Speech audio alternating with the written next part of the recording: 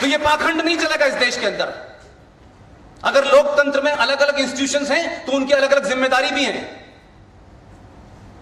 आप सांसदों को गाली दे सकते हैं, आप आजाद हैं, आप बुरी से बुरी गाली दे देते हैं सांसदों को, लेकिन वो सांसद किस पार्टी का है किस पार्टी का नहीं है। लेकिन इस देश में सांसद बनने के लिए 20-20 लाख 15-15 लाख की कॉन्स्टिट्यूंसी में वो खड़ा होता है और मेजॉरिटी का वोट लेके आता है। कम से कम वो इतनी मेहनत करके वहां पहुंचता है जिसको आप रोज सुबह से लेकर शाम तक कहते हैं इन्होंने गलत किया, इन्होंने ये गलत किया, इन्होंने वो गलत किया। इस देश की ब्यूरोक्रेसी में कितनी मेहनत करके लोग आईएएस और पीसीएस बनते हैं। रोज आप स्ट्रिक्चर पास कर देते हैं, रोज कोर्ट में बुला के आप उन्हें जलील करते हैं, लेकिन क्या आपको कोई जलील कर सकता है कि नहीं कर सकता कि जो आप कर रहे हैं पिछले 50 साल से?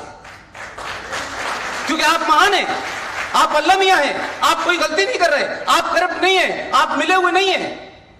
जो सवाल उठाएगा आप उसको कंटेम्प्ट ऑफ कोर्ट से डराएंगे, डराइए। राजस्थान का चुनाव हुआ, राजस्थान के चुनाव के समय इस देश का एक पीआईएल माफिया है, फिक्सर है, फिक्सर। हमने भी जिंदगी दिल्ली में 27 साल गुजारी है, गलियारों में। उस फिक्सर ने सुप्रीम कोर्ट में एक पीआईएल डाली कि भारत सरकार ने ये जो राफेल खरीदे हैं इसमें बड़ा करप्शन है। उन्होंने एक्सेप्ट भी कर ली और उसको पूरे समय तक रोज खबरें लीक होती रही। और कमाल देखिए कि राजस्थान विधानसभा का चुनाव का रिजल्ट आया, दूसरे दिन एक फैसला कोर्ट से आया कि राफेल में कोई गड़बड़ नहीं है और क्लीन चिट दे दी। वही लोग चोरी के डॉक्यूमेंट से दोबारा गए हैं कि हमें रिव्यू पिटीशन डालनी है, लेकिन साथ साथ लोकसभा का चुनाव आ गया, फिर एक्सेप्ट कर ली। आप पार्टी हैं क्या? जज साहब अगर पार्टी हैं तो काला कोट उतारिए और इनके बीच में खड़े होकर जीत के दिखाइए। ये काले कोट जिसपे इस देश का जिसका यकीन है, जिसके प्रति सम्मान है देश में, आप उसका मिसयूज मत कीजिए। आप में दम हो राजनीति करिए जाकर के।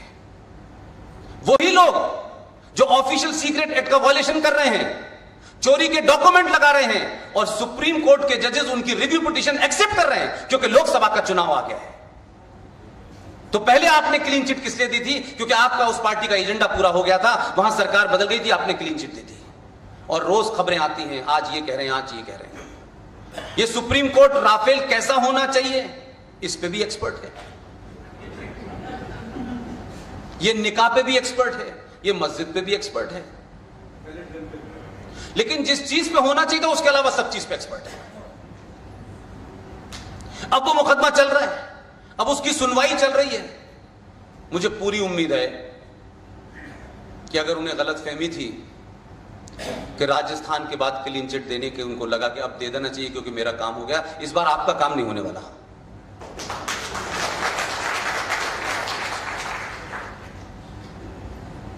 भारत के संविधान में 14 मई 1954 को एक खामोशी के साथ एक फ्रॉड हुआ और वो फ्रॉड ये था कि डॉक्टर राजेंद्र प्रसाद से आपने एक आदेश दिलवाया। डॉक्टर राजेंद्र प्रसाद ने मना किया कि ये इलीगल आदेश है, ये ठीक नहीं है, ये गलत है, लेकिन क्योंकि उस वक्त तो वो सर्वे सर्वा थे, उनको जवाबदेही तो उनकी किसी की थी नहीं। जिस एक आदमी के प्रति जवाबदेही थी उनको भी उन्होंने अपनी पार्टी तोड़ने की बात तक कह दी। प्रधानमंत्री कैसे बने ये इतिहास का मामला है, उसमें मैं नहीं जा रहा। आपने एक आदेश दिलवाया और वो आदेश हिंदुस्तान के संविधान में आर्टिकल 35A के नाम से जाना जाता है। मुझे पूरी उम्मीद है कि 4 साल से पहले आपने कभी नहीं सुना होगा। ये आर्टिकल 35A है क्या? ये एक अलग बात है कि मैं उस बदनसीब 3 लोगों में से एक हूं जिसने वो पीआईएल सुप्रीम कोर्ट में डाली है।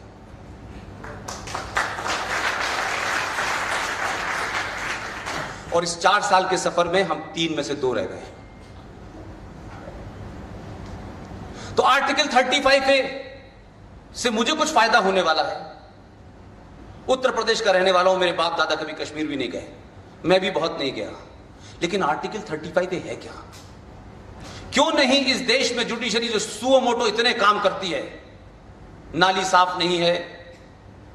और अभी अभी तो सुप्रीम कोर्ट ने एक महान आदेश दिया है, आप सबको पता है, ऐसा आदेश तो दुनिया में कहीं देखने को नहीं मिलेगा। कबूतर की पीठ, पता है आप लोगों को? मैडम आपने सुना है आपने? अब आप सोचिए कि हम मानवता की उस पराकाष्ठा पे पहुंच चुके हैं। हमारा लेवल ऑफ स्टैंडर्ड ये हो चुका है कि 5th फ्लोर पर कबूतर दाना खाएगा तो 4th फ्लोर पे पीठ जाएगी, तो ये बहुत खराब काम है भाई। इसलिए इस पे 3 मेंबर की जज बेंच बनती है और 2 घंटे में फैसला दे देती है कि दिल्ली के अंदर मल्टीनेशनल बिल्डिंग में कोई भी आदमी घोंसला ना रखे, क्योंकि आप घोंसला रखते हैं दाना खिलाने के लिए, वो बीट नीचे वालों के करता है, क्योंकि जिसके यहां हुई थी वो एक जज साहब के रिश्तेदार थे। ये कोर्ट हिंदुस्तान की, जिसे आप बहुत महान मानते हैं, ये बहुत बड़ा खतरा है इस देश के अंदर। इस देश में जुडिशियल माफिया जिस तरह से काम कर रहा है उसका आपको अंदाजा नहीं है। और लोकतंत्र का एकमात्र इंस्टीट्यूशन है ये, जो अपने जाने से पहले दूसरे को नॉमिनेट कर जाता है कि अब ये चीफ जस्टिस होंगे। काश ये परंपरा 2014 से प्राइम मिनिस्टर की भी हो जाए। खत्म करें इलेक्शन भाई। लेकिन अपने लिए तो सारी चीजें सेफ हैं, लेकिन संसद से, ब्यूरोक्रेसी से, सबसे आपको सवाल पूछना है, लेकिन आपसे कोई सवाल ना पूछे। आर्टिकल 35A के बारे में भारत की जुडिशरी ने कभी कोई सवाल नहीं उठाया, ये कभी डिबेट नहीं बनी। ये महज इत्तेफाक है कि हम 2-3 साथी थे, हमको पागलपन चढ़ गया और हमको कहीं से पता चला कि ये कुछ गड़बड़ है इसमें। हम में से कोई लीगल नहीं है, मैं भी लीगल बैकग्राउंड का नहीं हूं, पॉलिटिकल साइंस का स्टूडेंट हूं, लेकिन मुझे शक इस वक्त हुआ जब पाकिस्तान में किसी ने मुझसे इसका जिक्र किया। मुझे लगता था इसमें कोई जरूर खुराफात है। तो आप यकीन करें कि 26 जनवरी 1950 को भारत का संविधान बन चुका था, जो होना था वो हो चुका था। फिर ऐसी क्या जरूरत थी कि 14 मई 1954 को एक धारा को जोड़ा गया, और जोड़ने के बाद थोड़ी बहुत गद्दारी नहीं की आपने उस संविधान की कॉपी में लिखा और 5 आगे की कॉपियों से उड़ा दिया। फिर 10 के बाद मिलेगा आपको, फिर 2 के बाद मिलेगा। ये में आप मान सकते हैं कि ये प्रिंटिंग मिस्टेक थी? ये तो प्रिंटिंग मिस्टेक ऐसी लग रही है जैसे इस देश की एक पार्टी की मोहतरमा की डिग्री के बारे में प्रिंटिंग मिस्टेक सुब्रमण्य स्वामी ने बताई। ये कुछ ऐसी लगती है मुझे तो। जब हमने इसको उठा करके चैलेंज किया तो शायद हमको भी इस बात का इतना अंदाजा नहीं था कि इसका रिपरकशन ये होगा कि हमें अपना एक साथी खोना पड़ा। और पूरे देश में हम कहां नहीं गए, हम कोई सरकारी फंडेड एजेंसी में काम नहीं करते। नौकरी थी वो भी सिंह साहब ने छुड़वा दी। अब मसला यह है कि करें कैसे। ना तो वकीलों को पता था, ना जजों को पता था। पॉलिटिकल पार्टीज तो हमको पागल कहती थी। तो आप यकीन मानिए कि हम पेज पलट के देखते थे कि 35 में लिखा कहां है, बाद में देखेंगे कि वो है क्या। तब हमको पता चला कि 5 एडिशन से गायब है, फिर 6 में है, फिर 4 में गायब है। तो आखिर ये 35A दिया क्यों गया और इसका मकसद क्या था, वो मैं आपको इसलिए समझाना चाहता हूं कि इस देश के साथ एक ही नहीं बहुत से हैं। उसका सिलसिला शुरू हमने भी किया है और करते रहेंगे। उसमें है क्या कि आर्टिकल 35A जवाहरलाल नेहरू और शेख अब्दुल्ला की नजदीकियों का नाजायज आउटपुट है। शेख अब्दुल्ला साहब की दुश्मनी थी राजा साहब से, और राजा के सामने जवाहरलाल नेहरू बहुत बौने हुआ करते थे। लिहाजा हरि सिंह से नफरत के चलते उन्होंने उनका कद छोटा करने के लिए हर जायज नाजायज मांग ली। और उसमें यह कहा गया कि आर्टिकल 35A जम्मू कश्मीर राज्य की सरकार को इस बात की ताकत देती है कि वो किसी को भी जम्मू कश्मीर की नागरिकता दे और किसी को भी न दे। धारा 370 चुनौती नहीं है देश के लिए। यह धारा 335A जो है कैपिटल A, ये जम्मू कश्मीर में भारत के लोगों को, जो संविधान में आपको मिला हुआ है ताकत कि आर्टिकल 360 और 368 इन दोनों में से कोई एक धारा है जो ये कहती है कि भारत की धरती के किसी कोने में भी आप पैदा हुए हो, आप कहीं भी बस सकते हैं, कारोबार कर सकते हैं, शादी कर सकते हैं, कोई आपको रोक नहीं सकता। लेकिन वही 360 और 68 में से कोई एक है कि आपको कश्मीर में बसने के लिए नागरिकता चाहिए, कारोबार करने के लिए नागरिकता चाहिए, शादी करने के लिए नागरिकता चाहिए, और नागरिकता नहीं होगी तो जम्मू कश्मीर राज्य से आप न चुनाव लड़ सकते हैं न वोट डाल सकते हैं। यह आर्टिकल 35 है, जिसको भारत के संसद के किसी सदन में कभी रखा ही नहीं गया, कभी इस पे चर्चा ही नहीं हुई।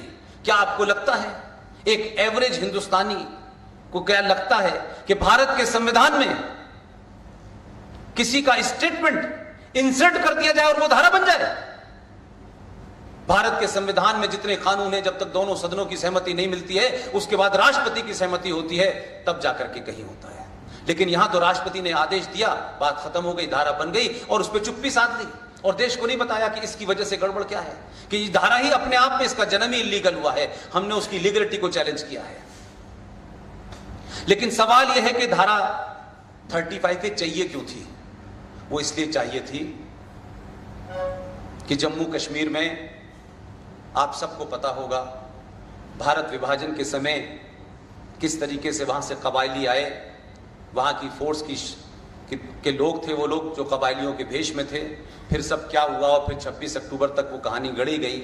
लेकिन मेरा ये मतलब नहीं है, इससे भी ज्यादा खतरनाक काम क्या किया कि जम्मू कश्मीर विधानसभा में जो उनका संविधान है, जिसको वो अलग से अप्लाई करते हैं, क्योंकि भारत के संविधान की बहुत सारी चीजें वहां एप्लीकेबल ही नहीं है, वहां लागू ही नहीं हो सकती, वहां करप्शन जायज है, करप्शन की इंक्वायरी नहीं हो सकती। तो आपने क्या किया कि कहा कि आप हमको दे तो रहे 1954 से, हम तैयार हैं, लेकिन इसको लागू करने की डेट हम तय करेंगे। और लागू करने की डेट तय की गई 1944, जब भारत गुलाम था। अब ये किसी ने नहीं पूछा, विजनरी प्राइम मिनिस्टर ने भी पूछा, भाई 44 क्यों कर रहे हो?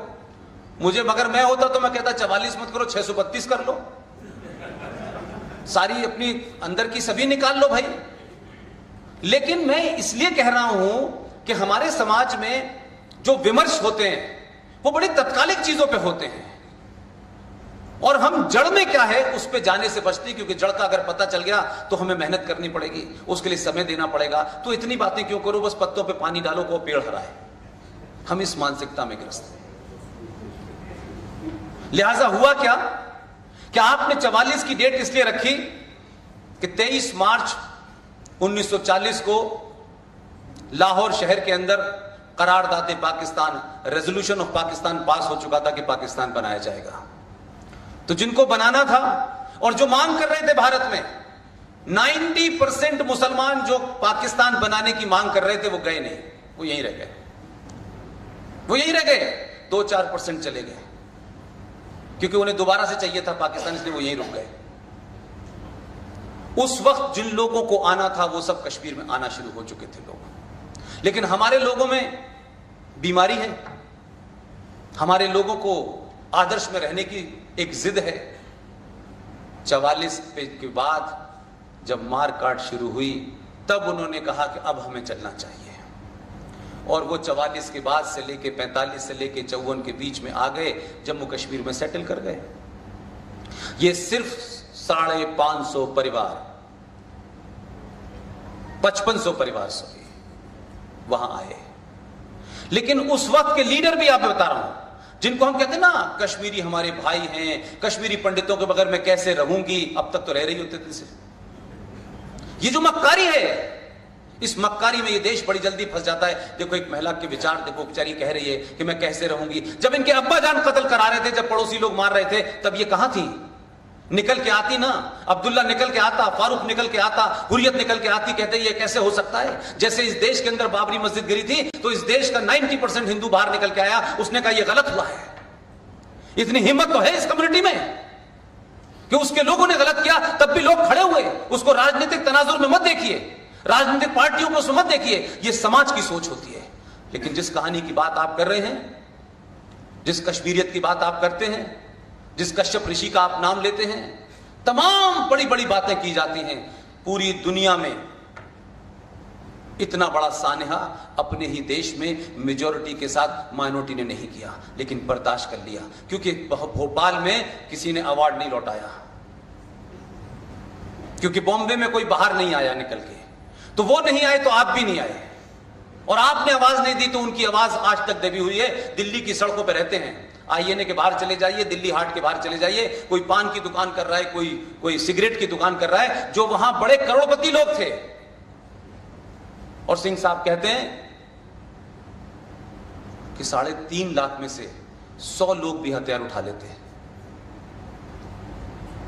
तो निजाम मुस्तफा वाले निजाम को ढूंढते रहते हैं। लेकिन मजबूरी यह है, बार बार इस समाज को आदर्शवाद में रहने की आदत है। आपने कश्मीर छोड़ा, आज केरला की वही हालत है, आसाम की वही हालत है, बंगाल की वही हालत है। हम इंतजार कर रहे हैं भोपाल रेलवे स्टेशन पे कब आएंगे लोग, और जब आएंगे तब मुझे नहीं पता कि आप इसके अंदर शक्ति रहेगी कि वे नहीं रहेगी। लिहाजा वो तमाम सारे लोग जो 5500 परिवार आए थे, उन लोगों की सोच को मैं कहता हूं, और बड़े कॉन्फिडेंस के साथ कहता हूं कि वो जो 550 लोग 5500 परिवार आए थे, उसमें से 99 नहीं 110% हिंदू थे। तो आपकी मक्कारी देखिए, शेख अब्दुल्ला महान, फारूक अब्दुल्ला महान, और ये महान, और वहीं से एक महान पैदा हुए थे जिन्होंने भारत का राष्ट्रीय गान लिखा है, अल्लामा इकबाल। आपने 44 के बाद सिर्फ आपकी एक ही मंशा थी कि ये जो परिवार आए हैं, जिनकी गिनती आज की डेट में 7.5 लाख है, वो जम्मू कश्मीर की सड़कों पे टेंटों में रह रहे हैं, ऐसी हालत में रह रहे हैं कि आप सोच नहीं सकते।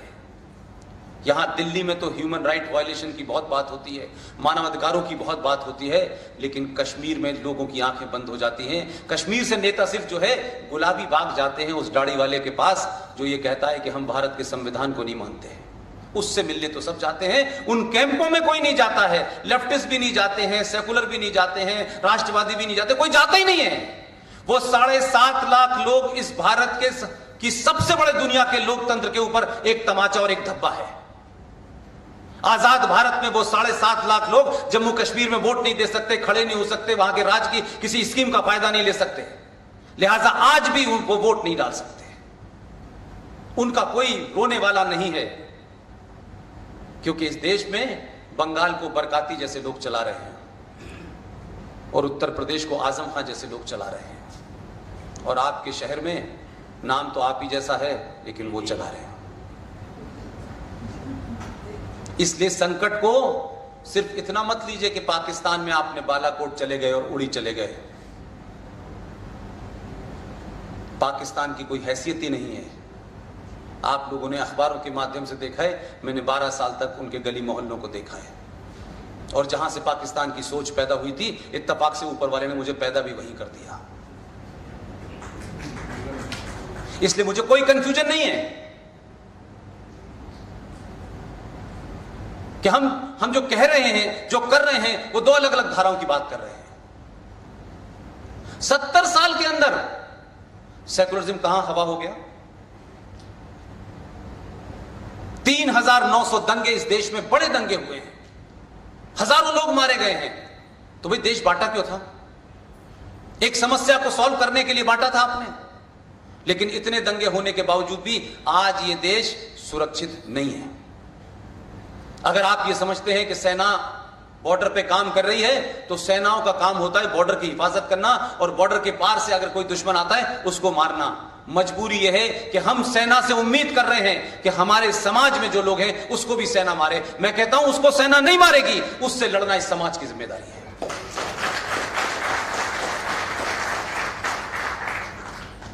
लिहाजा क्या हम तैयार हैं? क्या हमने तैयार किया है अपने आप को? और जब आप तैयार होने लगे हैं, कुछ बात करने लगे हैं, आपस में बात करने लगे हैं, कुछ छोड़ा कहीं रिएक्शन तो अभी दिया ही नहीं है। अभी तो सिर्फ इतनी वजह कि इतनी तादाद में आप यहां इसलिए बैठे हैं कि आपको लगता है राष्ट्र के सामने कोई खतरनाक चुनौती है। ये बैठना ही कुछ लोगों के लिए परेशानी हो गई है, क्योंकि 70 साल में आपको बताया गया आप गुलाम लोग थे, आपके दादाओं परदादाओं पे हमने रूल किया है, आप तो जाति में बटे हुए थे। भारत 1947 में भारत बना। आपके तमाम वो लोग जिन्होंने हमारी सदियों की सभ्यता को रौंद डाला, वो इस देश के अंदर सड़कें उनके नाम से बनी हुई हैं। आप घर से बाहर निकलते हैं, कुंठा के शिकार होते हैं कि जिन्होंने मेरे बाप दादा परदादा को मारा, लूटा, बहन बेटियों की बेइज्जत की, उन लोगों के नाम से इस देश में रोड बनी हुई है। यह सिंबॉलिक होती है। और सिंबल का सिर्फ इतना ही फर्क होता है कि उत्तर प्रदेश में एक शहर का नाम बदल गया है।